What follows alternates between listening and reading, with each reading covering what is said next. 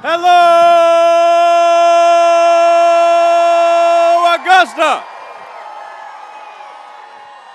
Augusta! Hey, y'all, join me in showing how much we appreciate Dion Jackson. Dion, thank you so much for that introduction. Thank you, Dion. Thank you, thank you, thank you. Augusta, are you ready to work? Yeah! Are you ready to win? Yeah! Who came here today because you love our country? Who came here today because you're just a little bit mad?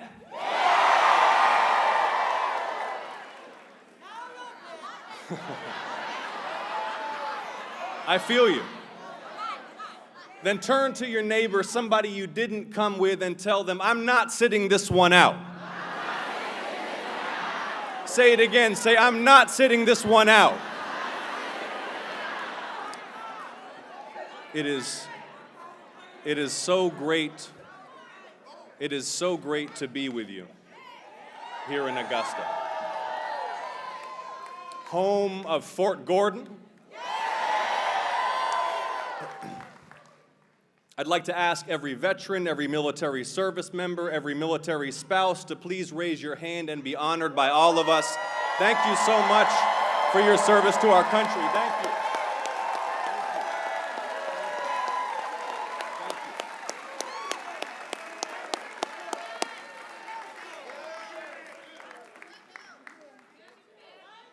Now, Augusta, I don't know if you saw, but J.D. Vance was in Georgia this week.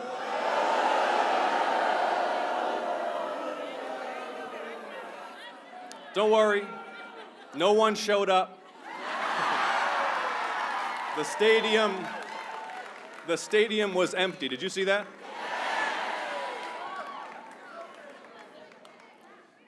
But J.D.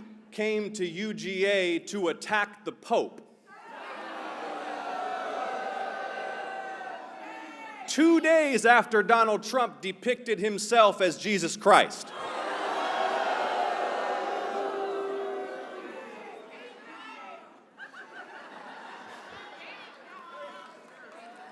The faithless president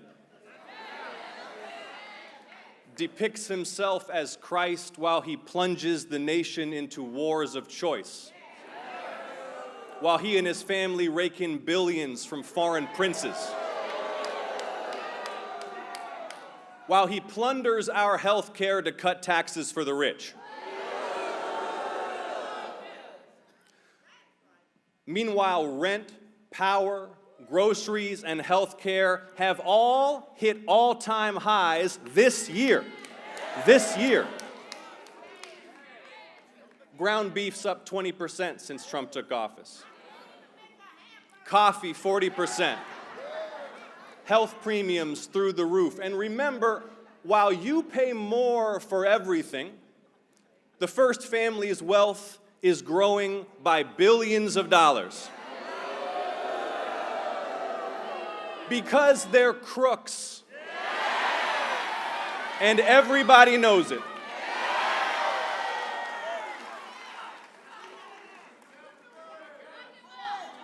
We were promised a golden age. Instead, the economy's lost 75,000 manufacturing jobs just since Trump launched his big illegal tariffs. Hiring's at its lowest rate since 2020. Did y'all hear that? Hiring is at its lowest rate since 2020. Zero net private sector job creation for the past 6 months. Here in Georgia, International Paper closed its plants in Savannah and Riceboro, more than 1,000 jobs gone. SK just laid off almost 1,000 workers at their EV battery plant over in Commerce because of this administration's war on renewable energy. Now, we were told MAGA was for the working class. Do you remember that? But this is a government of, by, and for the ultra-rich. They are the elites they pretend to hate. That's why they gutted Medicaid. and let health insurance premiums double for more than 20 million Americans to fund another tax cut for the rich. And then, did you hear what this man said 2 weeks ago? Quote, "It's not possible," the president said, "for us to take care of daycare, Medicaid, or Medicare." He said we can only afford to fund war. Then released a budget demanding $1.5 trillion for the Pentagon next year alone, paid for by ending utility assistance for families, canceling affordable housing programs, and cutting cancer research, all to fund a huge increase for the military-industrial complex.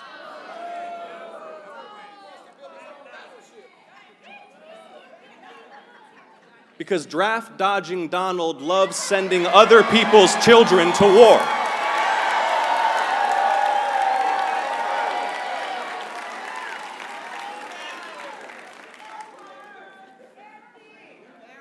Just 2 weeks into this war, the White House told us they'd need $200 billion to fund it. Let me just put that in perspective for you. $200 billion would fund a decade, 10 full years of nationwide universal pre-kindergarten. Instead, a war no one voted for and no one can explain. And the daily, the hourly lying to the American public about why we're at war, whether we've won, what's been agreed to. Not to mention the insane genocidal threats. Let's review the record. On day 10 of the war, the president said, quote, "The war is very complete."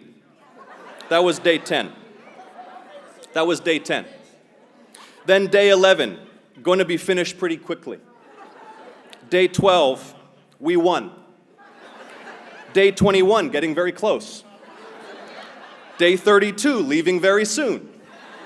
Day 40, total and complete victory. Yesterday, day 49, Trump said Iran had opened the strait, except this morning the strait was closed and it looks like Iran hit a cargo ship.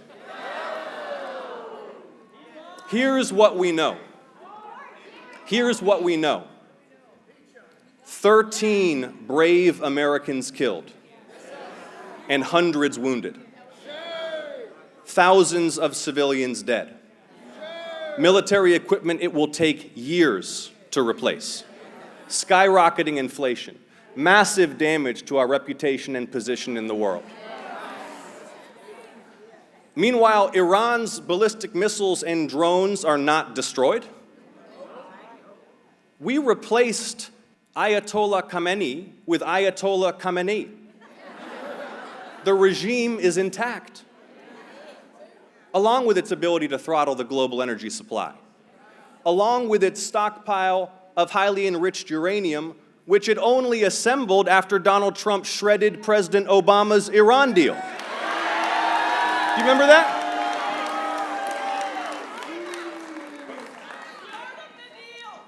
See, the Obama administration had done actual work, led by actual diplomats. Trump literally sends his golf buddy Steve and his son-in-law Jared.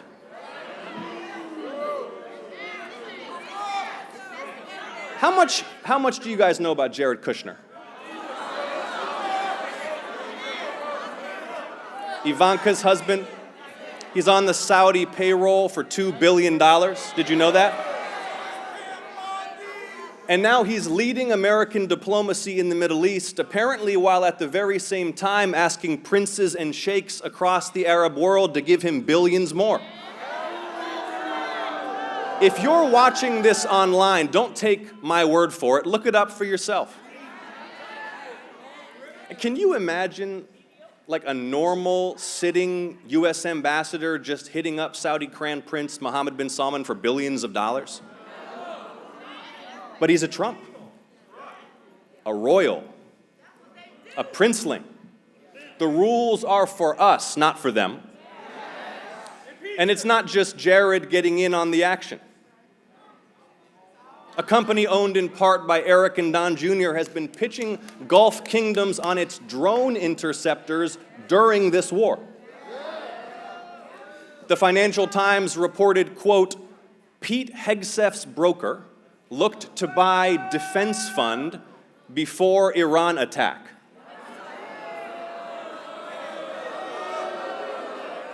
I tell you what, never before have we seen so little effort to hide so much corruption.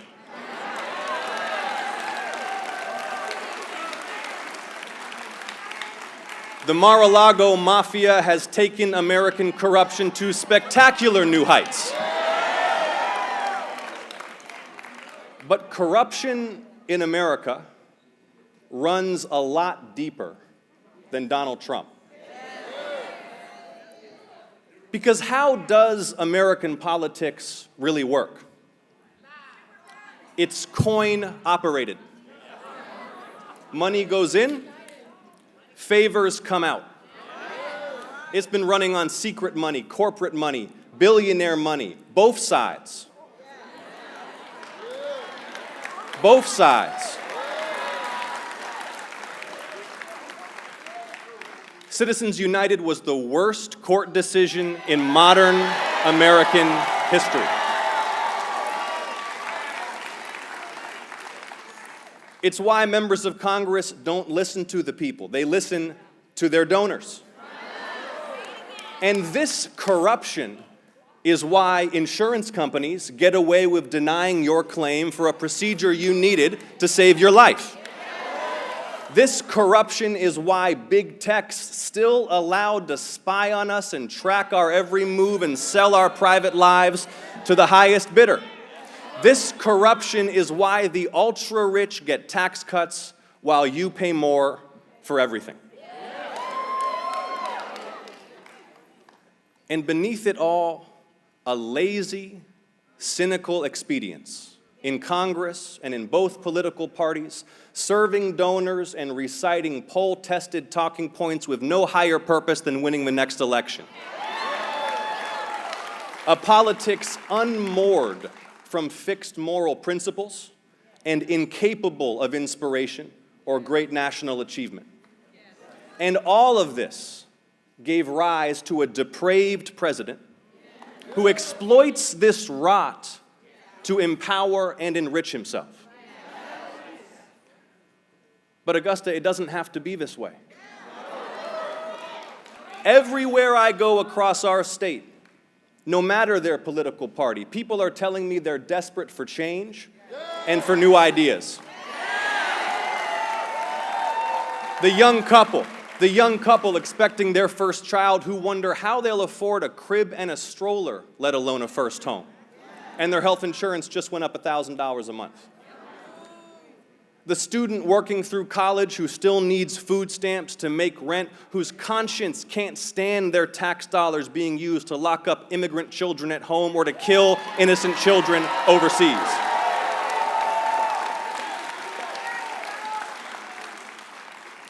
The South Georgia farmer whose costs rise and earnings fall each year, whose kids have left the family farm, who had to wait almost 2 years for federal aid after the hurricane. See, they want us to solve problems. And it's no mystery what problems need solving. Right at the top of our list here in Georgia is our state's healthcare emergency.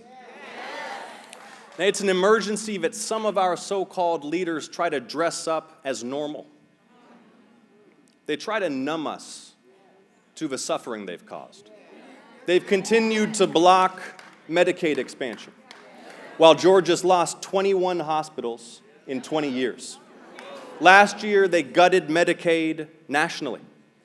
And already one labor and delivery unit in Georgia has closed, citing those Medicaid cuts, with more pain coming for hospitals and clinics and nursing homes.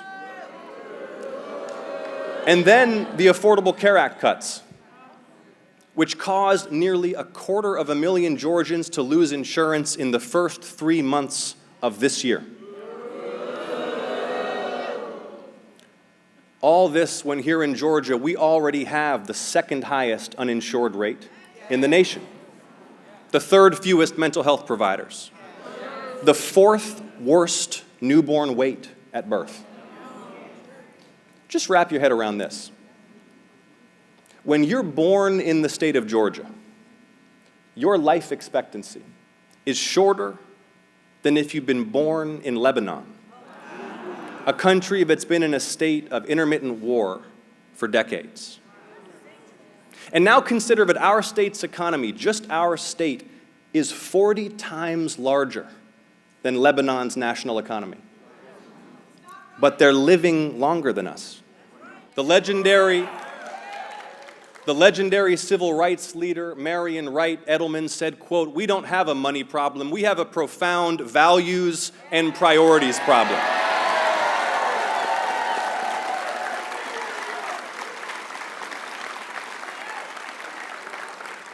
Because this isn't just the way it is, or the way it has to be. All this needless death and suffering and misery is a choice. Georgia's leaders have chosen to leave Georgians without health insurance and without hospitals. So let's stop pretending those responsible are competent, serious people. They're over in Atlanta having a stake at the palm, handing out your tax dollars to their donors while women hemorrhage in Georgia labor wards because they didn't get prenatal care.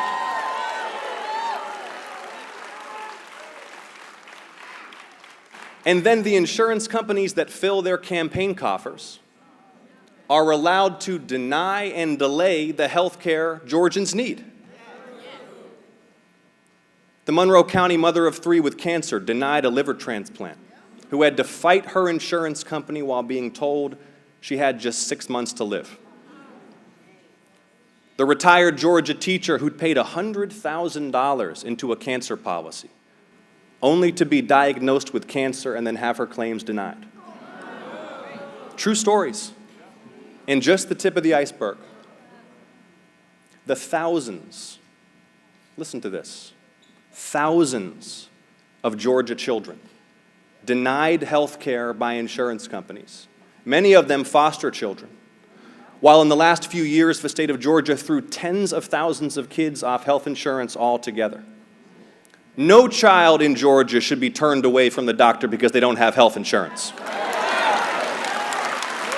No child in Georgia should have to go without a checkup or be denied the hearing or dental or vision or mental health care they need to be happy and healthy and to thrive. How can we say we're doing right when children are being turned away from the doctor? When insurance companies deny Georgia kids and Georgia families care they need? When state officials turn a blind eye to the abuse and mistreatment of Georgia's foster kids, some of whom are literally trafficked while in the care of the state? All of this, the corruption, the callous neglect and needless suffering signal not just a political crisis, but a moral one. I look at the agenda in Washington today advanced by so many who drape themselves in the banner of righteous faith. And I ask, where in Scripture are we commanded to deny care to the sick? To take from those with the least and give to those with the most? To hunt down the refugee and take her from her infant child? But our task is not just to contain this wickedness. It's to repair the brokenness underneath it. Today's small and self-serving politics has distanced us from the great national spirit that defeated fascism, that landed men on the moon, that passed civil rights laws. And yet last week, while our president flailed in the strait, the American spacecraft Artemis, with 4 heroes on board, returned humanity to the far side of the moon, recalling the best of American genius and strength and achievement, and sending back images that remind us not to take for granted our precious, fragile planet. The United States is still destined for greatness. But only united will we meet the challenges and seize the opportunities of our time. To guarantee great health care for every American. To unleash an affordable housing boom and save our family farms. To harness new technologies for the good of the many and not the few. To make America the world leader on human rights and return nations to the path of peaceful coexistence. Peaceful coexistence. But none of this is possible without victory this November. Augusta, are you ready to win?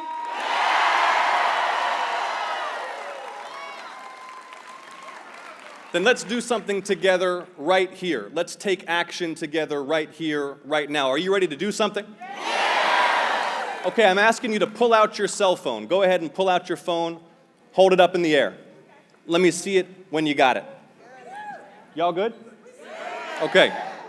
Now I want you to create a new text message.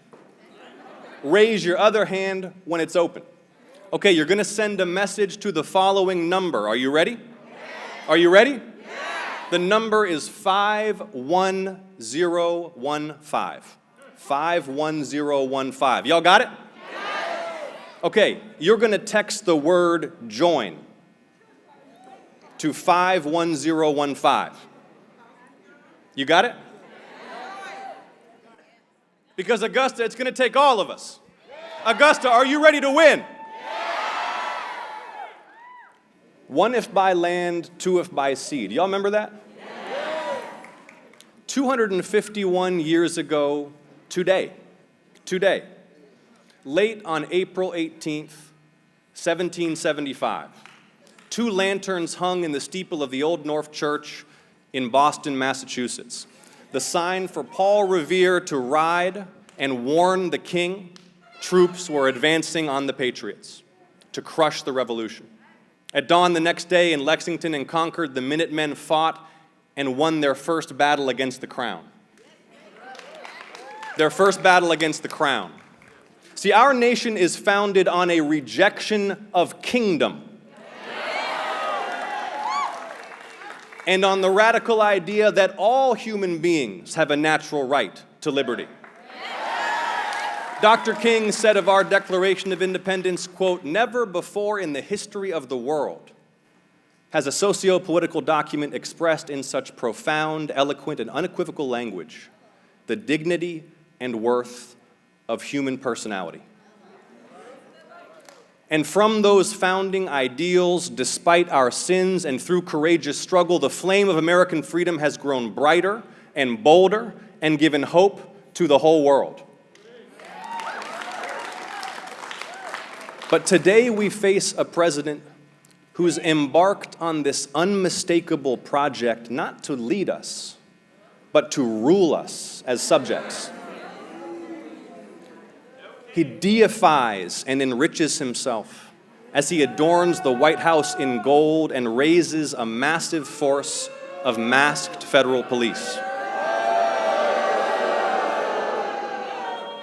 The president who once tried to overturn his own defeat now tries to jail elected leaders of the opposition, prosecute Americans who defy or criticize him, and seize control of elections nationwide. As he indulges in careless militarism around the world, he plans a monument to himself so tall it will disrupt air traffic into our nation's capital.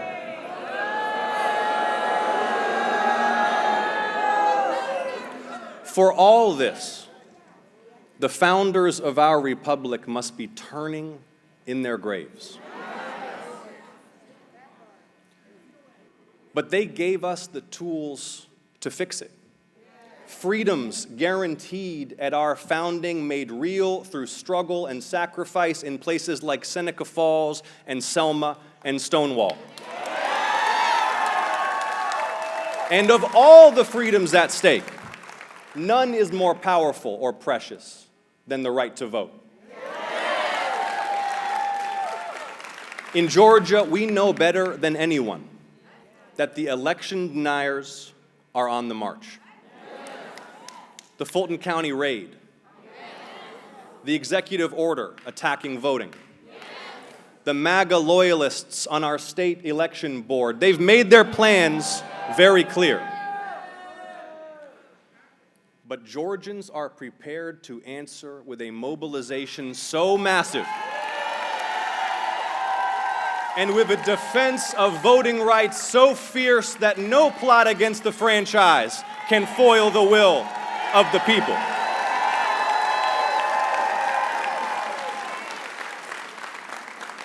Because how foolish of them to come to the cradle of the civil rights movement, to spread those lies and seize our ballots. How foolish to launch an attack on voting rights here in Georgia at the political and spiritual center of the very black history they seek to erase. Augusta, their attacks only strengthen our resolve. And if all of us here do what we must do, the sound of feet marching to the polls this fall will be heard in every corner of our state and all the way on high where Congressman Lewis will look down and see a job well done. Augusta, are you ready to win?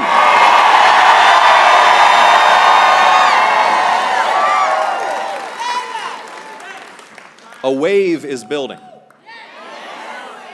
The kind that comes once a generation when people have been pushed too far and they decide all at once and all together that enough is enough. Across Georgia, more and more of every background and belief reject this chaos and corruption. It's not just Democrats and independents. Republicans pull me aside or they call me on the phone and they tell me they're voting for a Democrat for the first time in their lives. And we welcome them.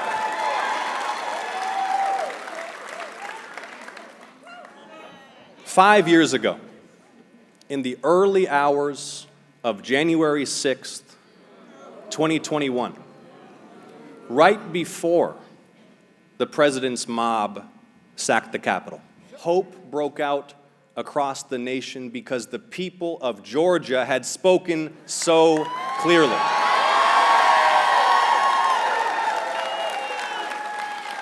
Because Georgia sent the young Jewish son of an immigrant and a black pastor who holds Dr. King's pulpit at Ebenezer Baptist Church to the U.S. Senate. We did it before. We'll do it again. And as long as we don't give in to doubt or despair or division, our victories will be so decisive that no half-baked plot hatched in the White House will foil the will of the people. Because history is calling the question, what kind of people are we?